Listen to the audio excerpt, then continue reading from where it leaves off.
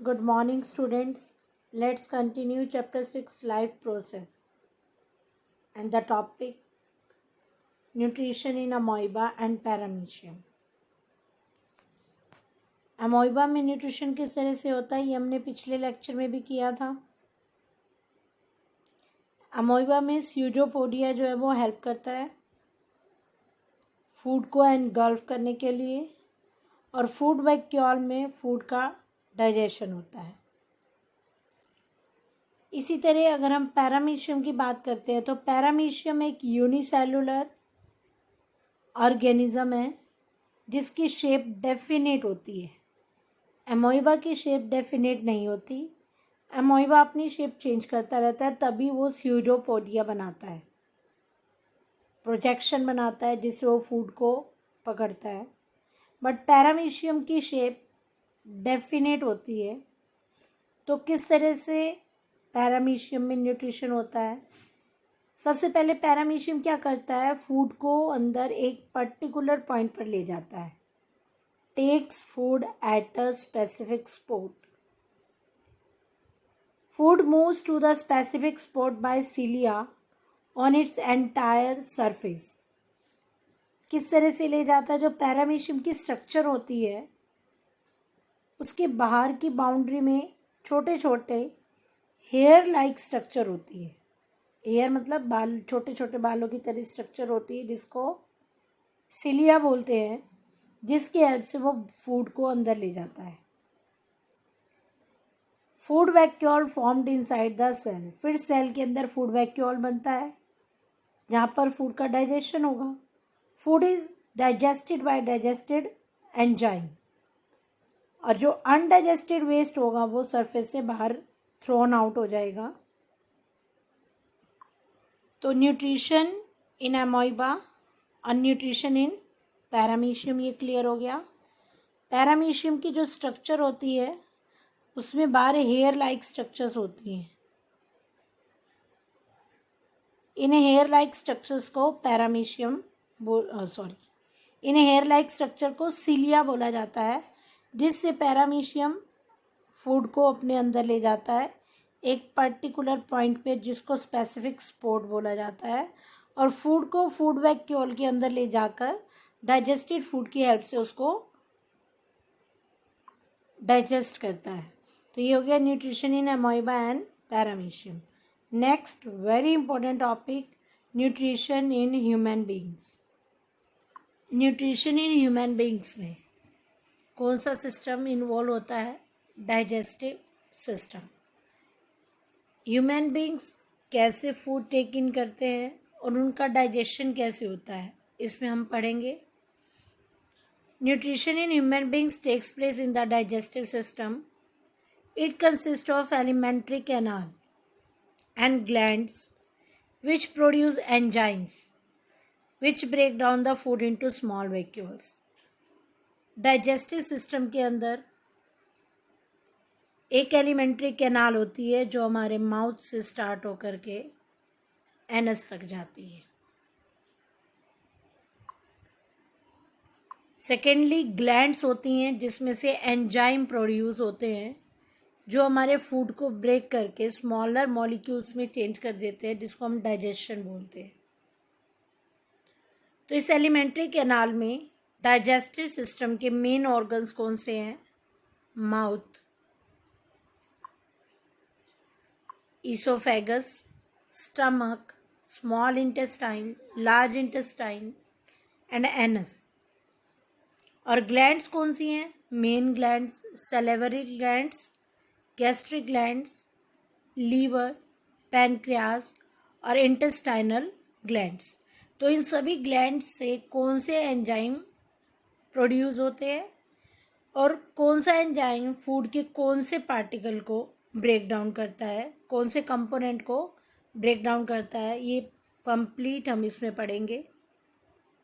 तो ये डायग्राम भी आपको बनाना है, तो पहले मैं डायग्राम क्लियर कर देती हूँ आपको। सबसे पहले है माउथ, जिसके अंदर है बक्कल कैविटी, टंग, जीभ जो कि हेल्प करती है फूड को मिक्स करने में, टीथ क्रश करने में हेल्प करते हैं। और सेलेवरी ग्लैंड्स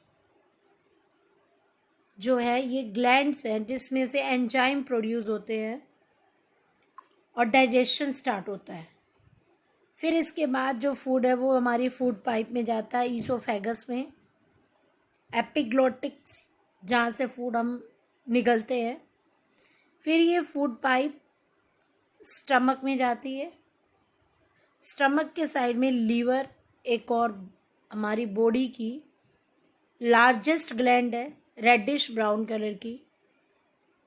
इसी के साथ एक गॉल ब्लैडर भी है जिसके अंदर लीवर से जो डाइजेस्टिव जूस निकलता है वो इस गॉल ब्लैडर के अंदर स्टोर होता है। तो जो फूड पाइप है, ईसोफेगस है, वो स्टमक तक जाती है। स्टमक के बाद स्टमक के अंदर भी डाइजेस्टिव जूस होते हैं जो फूड को डाइजेस्ट करते हैं। हम पूरी एक्सप्लेनेशन पढ़ेंगे।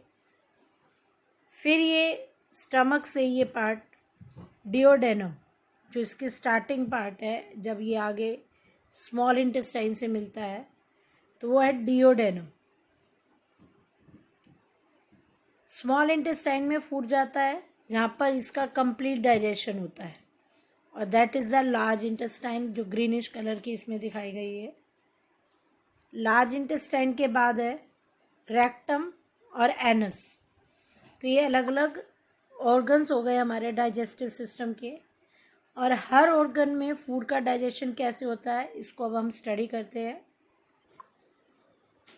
इन the mouth the food is broken down into smaller particles by the teeth and mixed with saliva. Teeth food को स्मॉल पार्टिकल्स में ब्रेक करते हैं और सैलिवरी ग्लैंड में से जो सैलिवा निकलता है उसके साथ फूड पार्टिकल्स मिक्स हो जाते हैं। सैलिवा के अंदर क्या है? सैलिवा कंटेन्स एंजाइम्स, सैलिवरी एमाइलेज, ये नाम आपको लर्न करना है। एमाइलेज, एमाइलेज किसका नाम है? जो सैलिवा के अंदर एंजाइम प्रेजेंट होता है। और ये एमाइलेज कन्वर्ट करता है स्टार्च को शुगर में इन द माउथ। तो हमारे माउथ में ही फूड का डाइजेशन स्टार्ट हो जाता है। सबसे पहले एमाइलेज स्टार्च को शुगर में कन्वर्ट करता है, then food passes through the oesophagus into the stomach. फिर फूड माउथ से स्टमक तक पहुंच जाता है। द गैस्ट्रिक ग्लैंड्स जो हमारे स्टमक में प्रेजेंट होती हैं, gastric glands produce gastric juice which contain the enzyme. अब हमारे स्टमक के अंदर जो गैस्ट्रिक जूस प्रोड्यूस होता है उसके अंदर कौन सा एंजाइम है? पेप्सिन और हाइड्रोक्लोरिक एसिड एंड म्यूकस। अब इन तीनों में क्या है इनका फंक्शन? पेप्सिन की बात करते हैं। Pepsin break down the proteins, pepsin का काम है प्रोटीन को ब्रेक करना। और hydrochloric acid makes the medium acidic, hydrochloric acid क्या करता है? मीडियम को एसिडिक बनाता है, क्योंकि पेप्सिन तभी वर्क कर सकता है जब एसिडिक मीडियम होगा। तो हाइड्रोक्लोरिक एसिड का काम है मीडियम को एसिडिक बनाना। फिर पेप्सिन वर्क करेगा जो कि प्रोटीन को ब्रेक डाउन करेगा। Helps in the action of pepsin, जो पेप्सिन के एक्शन में हेल्प करता है हाइड्रोक्लोरिक एसिड। म्यूकस क्या करता है? What is its function? Mucus protects the wall of stomach from the action of acid. जब हमारी स्टमक में हाइड्रोक्लोरिक एसिड प्रोड्यूस होता है तो हमारी स्टमक की वॉल को नुकसान ना पहुंचे, उसको प्रोटेक्शन का काम म्यूकस का है। Then the food passes into small intestine. फिर फूड कहाँ क्रॉस हो जाता है? स्मॉल इंटेस्टाइन में। और स्मॉल इंटेस्टाइन का जो अपर वाला पार्ट है, सबसे ऊपर वाला, that is called the duodenum. अभी डायग्राम में आपको रिप्रेजेंट किया था। यू कैन सी दैट ये स्मॉल इंटेस्टाइन का ये जो अपर वाला पार्ट है, that is duodenum. The food is mixed with bile from liver and pancreatic juice from pancreas. जब ये डिओडेनम में पहुंचता है, डिओडेनम दैट इज डियोडेनम। इस डियोडेनम में जब फूड पहुंचता है तो यहाँ पर दो जूसेस मिक्स हो जाते हैं इसके साथ। एक है बाइल जूस जो लीवर से निकलता है, दूसरा पैनक्रियाटिक जूस जो पैनक्रियाज ग्लैंड से निकलते हैं। ये पैनक्रियाज ग्लैंड है, ये लीवर है। पैनक्रियाज और लीवर इन दोनों से जो जूसेस मिलते हैं वो फूड के साथ मिक्स हो जाते हैं डियोडेनम में। The food is mixed with bile from liver and pancreatic juice from pancreas। Bile का क्या फंक्शन है? Bile break down fat into small globules.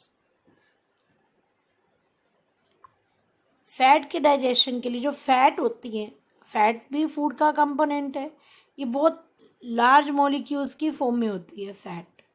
इसको डाइजेस्ट करना डिफ़िकल्ट होता है तो पहले बाइल क्या करता है, इसको ब्रेक करके स्मॉल छोटे छोटे ग्लोब्यूल्स बना देता है, स्मॉल ग्लोब्यूल्स बना देता है, जो किसका काम है? बाइल जूस का, जो कि लीवर से प्रोड्यूस हुआ था।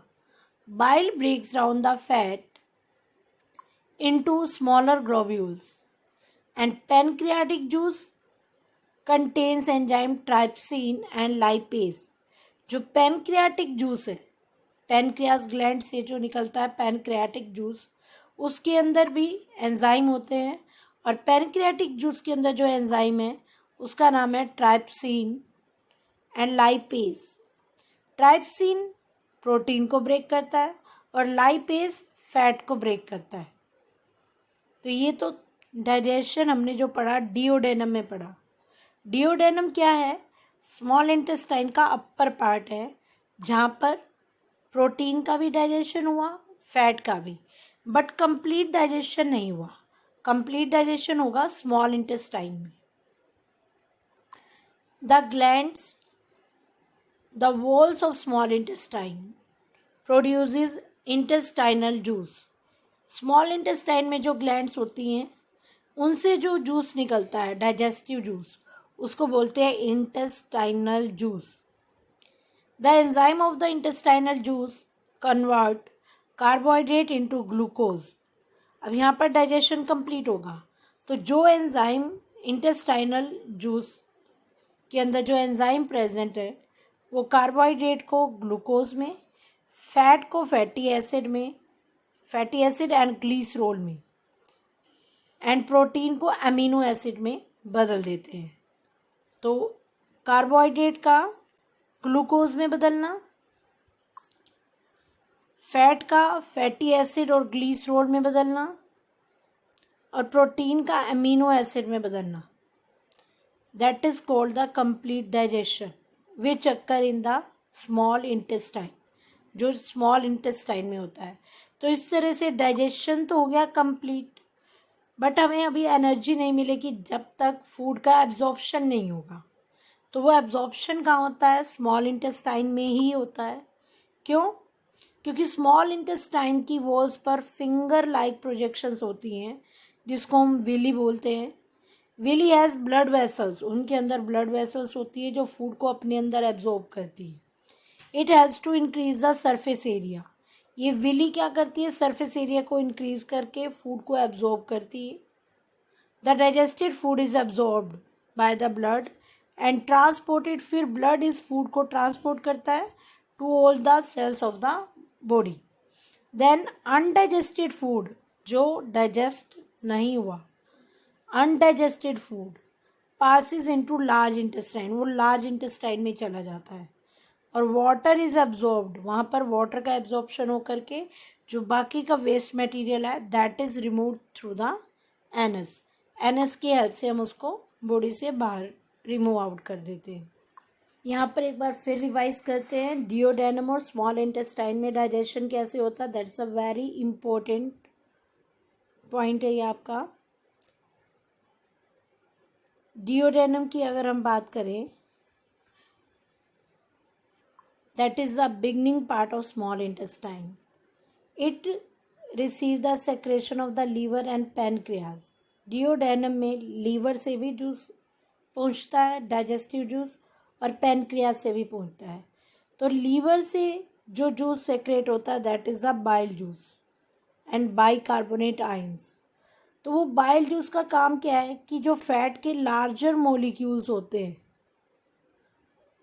उनको स्मॉल मॉलिक्यूल्स में ब्रेक करना, इसको हम बोलेंगे इमल्सीफाई।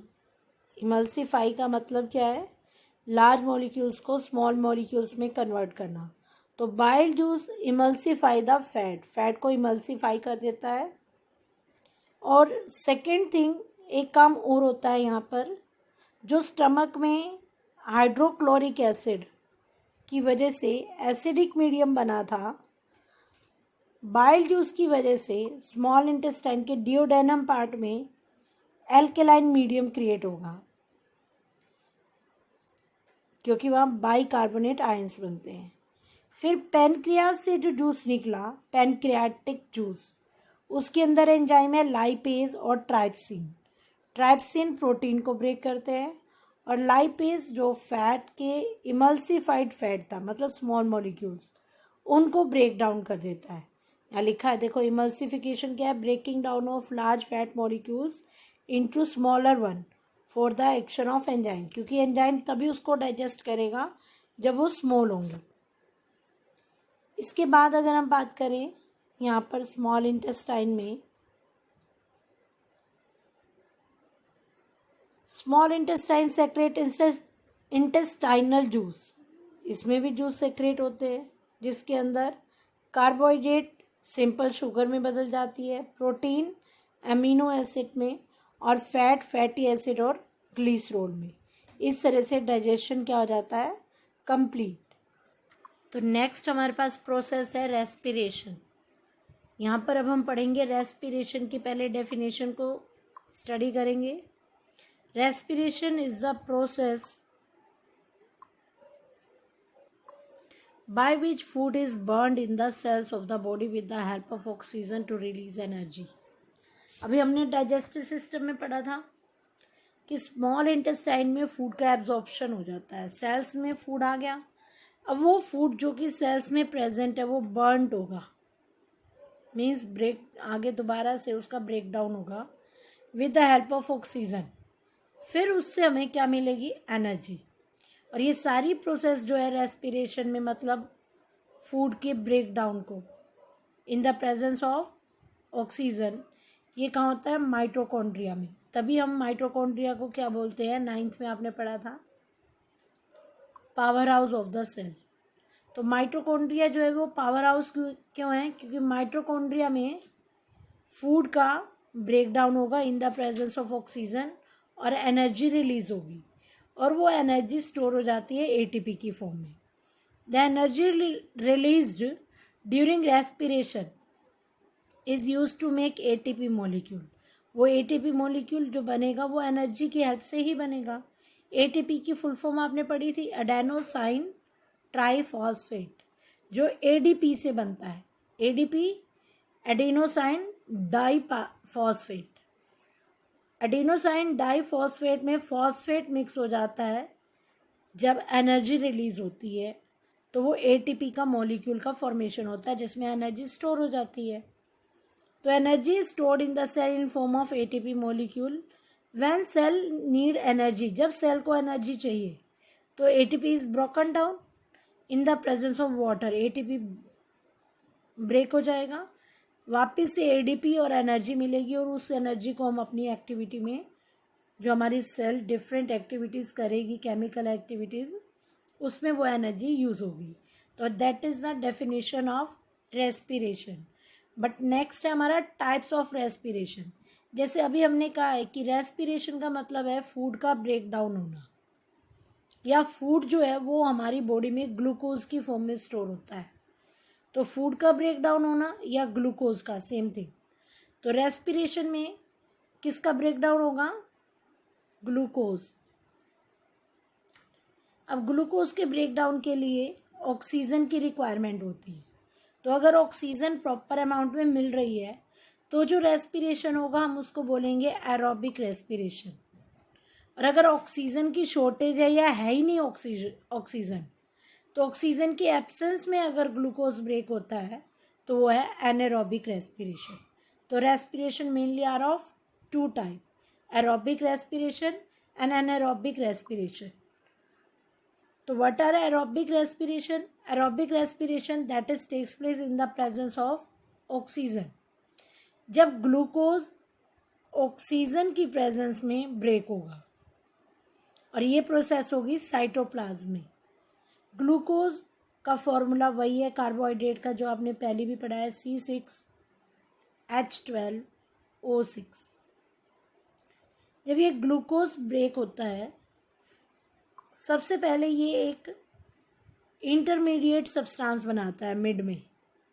मतलब ग्लूकोज पहले पाइरोवेट में चेंज होगा.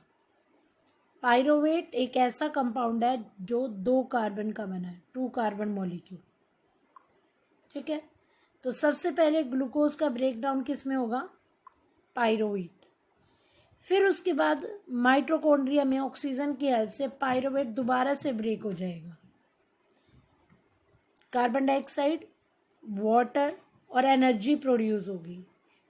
वही एनर्जी जो एटीपी की फॉर्म में स्टोर होकर के हमारी बॉडी की डिफरेंट एक्टिविटीज़ में यूज़ होती है. तो in aerobic respiration glucose is break down into pyruvate in the cytoplasm and in the presence of oxygen. And then in the presence of oxygen, pyruvate is converted into carbon dioxide, water and energy in the mitochondria. तो ये था aerobic respiration. फिर आता है anaerobic respiration. Anaerobic respiration takes place in the absence of oxygen. ये oxygen की absence में होता है. It produces less energy. ये ऑक्सीजन की एब्सेंस में है इसलिए इससे जो एनर्जी प्रोड्यूस होगी वो लेस अमाउंट में प्रोड्यूस होगी क्योंकि इसके एंड प्रोडक्ट कुछ अलग है. एरोबिक रेस्पिरेशन में क्या था? Carbon dioxide, water. लेकिन एनारोबिक में है ethanol, carbon dioxide and energy. Water की जगह क्या है? एथेनॉल. इसलिए इस केस में जो एनर्जी रिलीज होती है वो एरोबिक के कंपेयर में बहुत कम होती है. और ये जो प्रोसेस है एनारोबिक रेस्पिरेशन ये कहाँ होती है? इन मसल सेल एंड ईस्ट जो माइक्रो ऑर्गेनिज्म है उसके अंदर होती है ऑक्सीजन की एब्सेंस में.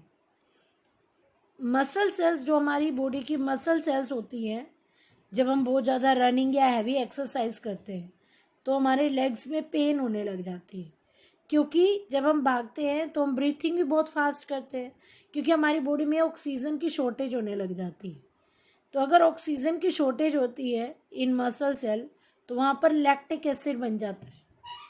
उस लैक्टिक एसिड की वजह से हमारे जो लेग है उसमें क्रम्स बनने लग जाते हैं, ऐंठन होने लग जाती है जिससे कि हमें पेन होती है. इन anaerobic respiration in east molecule में भी एनारोबिक रेस्पिरेशन होता है, अभी मैंने बताया. तो ईस्ट मॉलिक्यूल के अंदर, ईस्ट मॉलिक्यूल के माइक्रो ऑर्गेनिज्म के अंदर एनारोबिक रेस्पिरेशन होता है जिसके अंदर ग्लूकोज कन्वर्ट हो जाता है पाइरोवेट में और पाइरोवेट कन्वर्ट होता है एथेनॉल, कार्बन डाइऑक्साइड और एनर्जी में. और जब ये एथेनॉल में कन्वर्ट होता है that is called the fermentation. इसको भी फर्मेंटेशन का ही नाम देते हैं.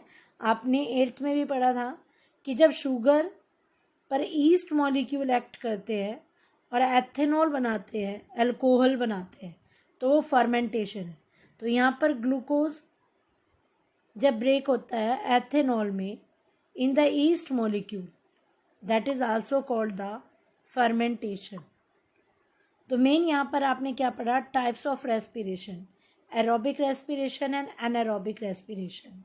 इसको आप इस फ्लो चार्ट से भी पढ़ सकते हैं. ग्लूकोज का ब्रेक डाउन होगा साइटोप्लाज्म में, पाइरोवेट प्लस एनर्जी. फिर ये पाइरोवेट का ब्रेक डाउन 3 ढंग से होगा. माइटोकॉन्ड्रिया में अगर ब्रेक डाउन होता है ऑक्सीजन की प्रेजेंस में, अगर ऑक्सीजन की प्रेजेंस में होगा तो कार्बन डाइऑक्साइड, वाटर और एनर्जी. और ऑक्सीजन की एब्सेंस में होगा और वो भी मसल सेल, ह्यूमन बींग्स की मसल सेल में, क्योंकि ऑक्सीजन की एब्सेंस नहीं, शॉर्टेज होती है, कम होता है ऑक्सीजन, तो लैक्टिक एसिड और एनर्जी बनेगी. और ईस्ट मॉलिक्यूल में एथेनॉल और कार्बन डाइऑक्साइड और एनर्जी प्रोड्यूस होगी जिसको फर्मेंटेशन का भी नाम देते हैं। तो इस तरह से एरोबिक, ये जो ग्लूकोज का ब्रेक डाउन है, कई बार ये सीधा पाथवे आ जाता है पेपर में, break down of glucose by various pathway, तो आपको ये फ्लो चार्ट बनाना होगा। तो यहाँ से भी क्लियर हो गया एरोबिक रेस्पिरेशन और एनारोबिक रेस्पिरेशन। तो टाइप ऑफ रेस्पिरेशन हमने पढ़ लिया, बट ह्यूमन बींग्स में प्रॉपर प्रोसेस क्या है इसको हम नेक्स्ट लेक्चर में करेंगे। Okay students, have a nice day.